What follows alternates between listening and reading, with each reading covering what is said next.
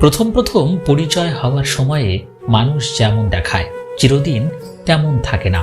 কেরিয়ারে সময় দাও, এখন সম্পর্কের কোনো ভরসা নেই।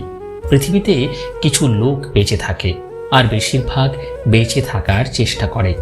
ভালো কিছু করলেও মানুষ খুঁত ধরবেই, তাই মানুষের কথায় পাত্তা দিতে নেই।